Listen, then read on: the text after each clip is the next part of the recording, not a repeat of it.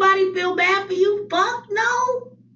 I feel bad them kids gotta be in the situation that life's gonna put them in behind your choices. Yeah, I feel bad for that. Like I said, I dressed for the occasion. Yeah, that's some ratchet bonnet shit. You got Tyrone living with you, who he didn't ran through with his narcissistic sociopath ass, sitting over there mad you on a program. He wish his name was on the paper. Mad you're getting food stamps to feed him. He not happy that you're getting the food and you got the place. He want to run it. That's his shit. You just live there. See, that's what's in Tyrone's head, because Tyrone don't manifest past narcissists. So that's his house, his food stamps, his kids, whatever he want to do with them, if you know what I mean. Everything Tyrone want is right there for Tyrone. You think he was going to let you put him out and bring another sorry son of a bitch? Because that's all you was going to do. So that's called karma did that, right? It wasn't him. You know, God has sometimes used people as tools to do the work physically. So he sent him in there, but the learning lesson that she'll get will be for life. Yeah, it'll be for life. She'll never get on another program and move another Tyrone. And if she do, she'll go through a harder lesson than that one. She'll never move a motherfucking Tyrone in again. And if she do, she'll hit harder than she finna hit now. Because when I tell you the prospect for the shit you do is astronomically hard to come off. So we can sit up there and say we mad at the low-life, sorry son of a bitch that was living on her Section 8 with her kids banging her and that's all he had to do. You could be mad at him, right? Or you could say that's what the fuck you get for running your shit the way you was running it. Tyrone ain't never had no intentions at all but to get a lot of shit to blackmail you. He got a lot too. He actually has told you that in Texas. He gonna call and turn you in. He told you that and you took him back. You took Tyrone back when he told you last time he was gonna turn you in for this shit. Yeah, you and Tyrone been playing them games for a long time. I don't know why y'all brought it. Y'all are so jealous of Section 8 recipients. It's honestly ridiculous. And for y'all to be so rich on this app or online, it don't make sense how y'all in line for Section 8. And I say this because y'all won't go at the billionaires. Y'all don't have confidence for that. Y'all won't go at your politicians for like screwing you over. Y'all just want to go at people that you think you're somewhat better than. And honestly, you're not, because you in line for their spot. And you could tell that you get your information from this app and you're just regurgitating it for views, because y'all think that people on Section 8 don't work. That's not true. People on Section 8 do work, do have jobs. Then y'all think that Section 8 guarantees that the rent is free. That's not true. Then you gotta understand there's people that get Section 8, there's people that get rent control. Y'all don't even know the dynamics of it. And okay, you push the people out of Section 8, and that's because that's y'all number one battle, but y'all are not really concerned about people getting livable wages, and y'all not really concerned about there actually being affordable housing. Y'all just think that somebody took something from y'all, which is true, but it's really y'all politician, and it's not the people that you think are. It's the reason why I tell women, keep these men out your fucking business, because when they get mad at you, they will do anything they can to tear you down. And I'm finna give y'all a prime example. I don't know if y'all heard about the lady who her boyfriend was staying with her. She was on Section 8. She put her boyfriend out. He went and told the Section 8 people that he had been living there. Because you know when you on Section 8, you can't have a man living with you. This man got mad and told them people. They said, you know what? We can't do nothing unless you give us proof. He gave them proof by showing them that he was getting mail to her house. They kicked her and her children off the Section 8 program, and she got to move. I think it was like within 24 to 48 hours.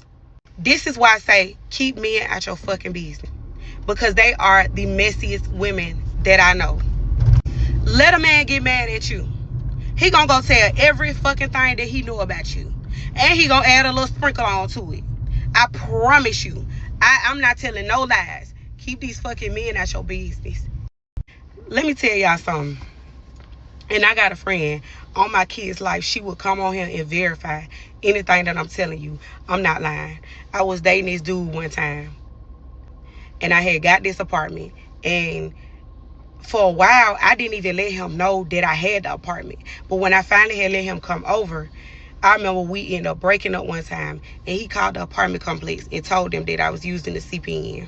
He told them I was using the CPN, and them people called me from the office. Little did he know the apartment was already in my fucking name. So when he called them, they ended up calling me, and they was basically saying we weren't finna discuss any of your information with him. For one, he's not your husband. For two, he could just be calling down here lying. But he didn't even know that the apartment was already in my name when he called himself being a little messy bitch and telling on me. The shit that he was doing to try to tear me down because he couldn't be with me, I'm telling y'all, men are way more spiteful than women, and that's why I tell y'all, keep these fucking men out your business. Whether women want to admit it. That's not true. That's not true. At the end of the day, men are more spiteful than women. That sounds crazy. That's not the the cliche stereotype is that women are spiteful. So that's one. But I think what she's not correlating is the fact that, and I think we can all see it, right? I think we all see it throughout society. Women like F boys, and they know that. They know that they like F boys. Isn't there a viral clip going around with DL Hughley's daughter, where she was saying that she used to mess with a dude in flip flops, Adidas flip flops and socks, and she used to get messed with by him, but now she got a husband and she drinks her old fashioned or whatever. So y'all be effing with messing with F boys, and then when you get older and you want stability, then you decide to get with a so you try to look for a more stable man. That's typically what happens in mass. So just say that F boys are spiteful, but that's absolutely the minority and not the majority. But that's a lot of times what y'all go after, which it shows because you see a lot of women out here with a lot of kids. And when you find out who the father is, it's usually by the worst of us. You usually find out they're in prison or something. And it's like, so he didn't give no indication that he was a jailbird. Or was that what you're attracted to? Because I've never seen a dude in prison have problems with women. Ever. They make shows about it now.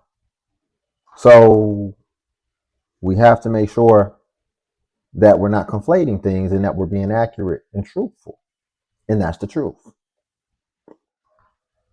Or not, some of these men be like so spiteful, and they will take your job from you.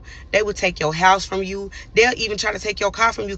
Men be so spiteful, especially when you beautiful and when you okay and when you secure and when you got everything you need. I'm telling you, a man that is not secure within himself and that is not a good man, he will try to tear you down, and he don't give a fuck if it affect your kids. He don't give a fuck who it affect. All he care about is himself in that moment. I'm telling y'all, be careful and quit telling these men your business. And to the woman that lost her Section 8 apartment, I'm really gonna pray for you. I'm sorry that you gotta go through that, and I'm sorry that you gotta experience that. But let this be a lesson learned. Keep these fucking men out your business and don't let them move in with you. Yeah, like I said, I've never seen Terrible a freaking person. I've never seen a jailbird have problems with women. I don't think I've ever seen that. But I see a lot of righteous, hardworking, everyday men having problems with women. So I think that's the problem that we need to really focus in on, in my opinion. Talk of a girl crying on here because her boyfriend got her kicked out of her Section 8. And I mean, valid, yeah, I'd be crying too. But the thing is that if you live in Section 8, you're not allowed to have anybody else live with you unless they are on the lease. I know this. Well, no, I live in Section 8 housing, HUD housing.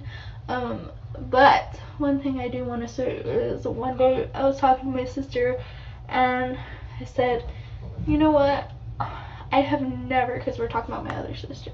She's a terrible freaking person. her husband lives with her and he's a bum. Anyways, we're talking about her and her housing situation and stuff. And Another data point. So your sister chose a bum who has to live with her and apparently doesn't have a job. how she's lost and got it back and whatever. And I said, I've never jeopardized my housing ever. She said, no, you're wrong, you're wrong, you're wrong. And I said, what do you mean? How am I wrong? She said, you had my youngest son's dad living with you and he didn't do a damn thing. He didn't clean, he didn't buy food, he didn't do nothing. Mind you, he was jobless, so he wasn't jobless when we got pregnant or anything like that. But anyways, he turned out to be the biggest piece of shit in the world. But she told me, you did jeopardize your housing letting him live with you.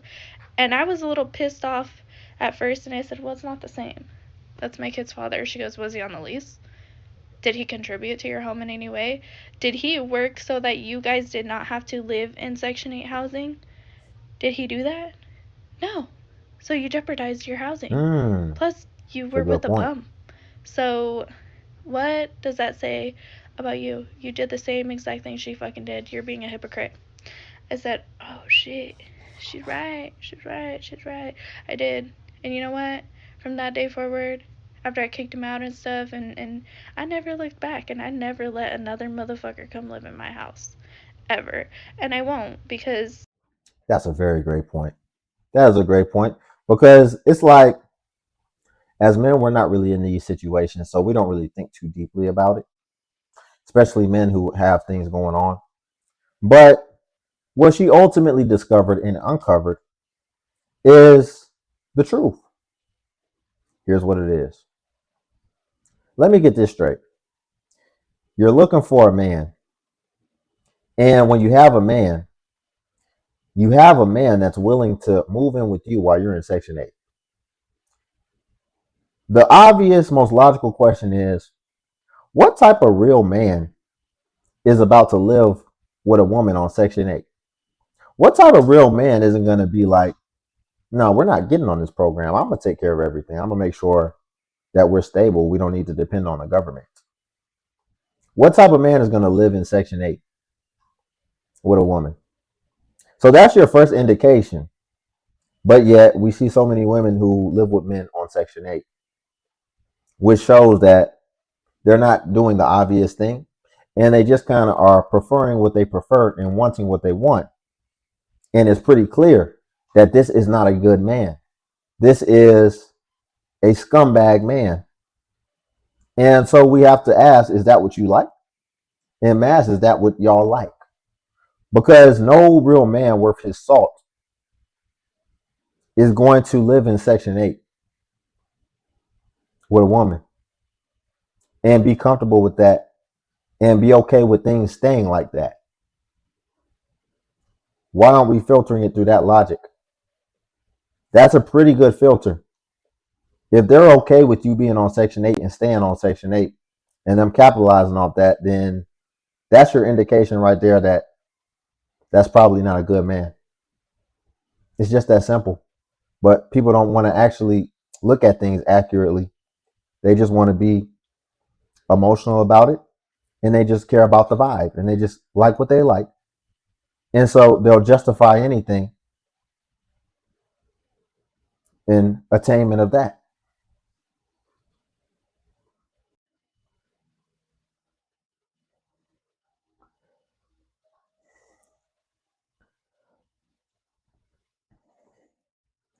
Hey, man, let me tell y'all something. It's muted right now. Anyway, I didn't mute it. It's just the music went off. Be careful whose hand you shake. You think I'm a man and I wouldn't even just put my hand in that sink like that. You don't know what's in that sink. Do you see the floor? The floor water was yellow with tissue all over the place. And she putting her hand in the sink. Or he. I don't know if that's a man or a woman. Just your raw hand in there, huh? Interesting. Huge budget cut to Section 8 housing, and it will only be available to the elderly, veterans, or the disabled. I 100% agree with this because there are a lot of people that are abusing Section 8 housing, although they are able to get up and go to work and make money. And it's taking away from the people who actually are in need of housing assistance. Disabled people, people who cannot take care of themselves physically, deserve Section 8 housing. Veterans, more than anybody, deserve Section 8 housing. People who served and fought for our country.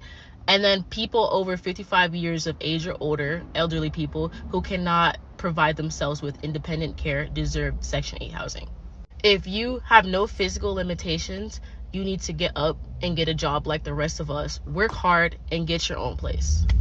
There will be Yeah.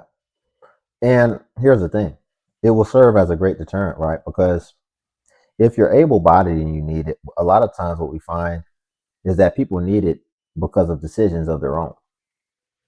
They didn't have anything happen to them, they just made decisions. They made impractical decisions, they made all the wrong decisions. And then what we find is that they end up getting rewarded for that and even incentivized for that.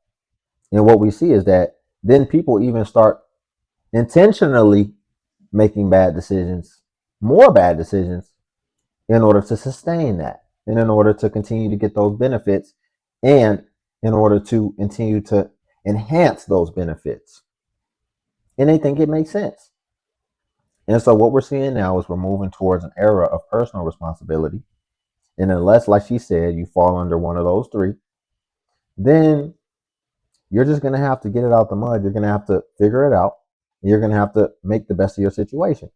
And you still get a little bit of a buffer because Section 8 and all that good stuff has the 2-year rule, which will actually allow it to be distributed more widely to people, because what was happening was people were staying on it for a lifetime. And so waiting lists on average, that the average federal waiting time was is like 4 years in the US.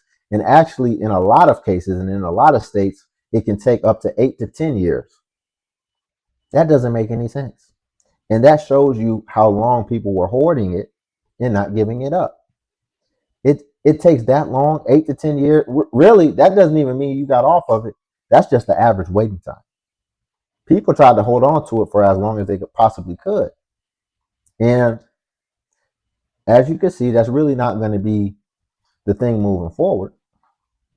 And so now what I think the domino effect is going to be is that people are going to be a lot more intentional and a lot more strategic with the way that they operate, or else. And now they're saying that they stop in Section A.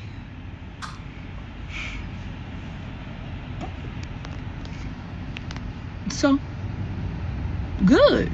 Good for you. Good for y'all. By the time they stop Section A, good. I really don't personally care if they take Section A from you all, because I gotta pay rent. $2,400. $2,400.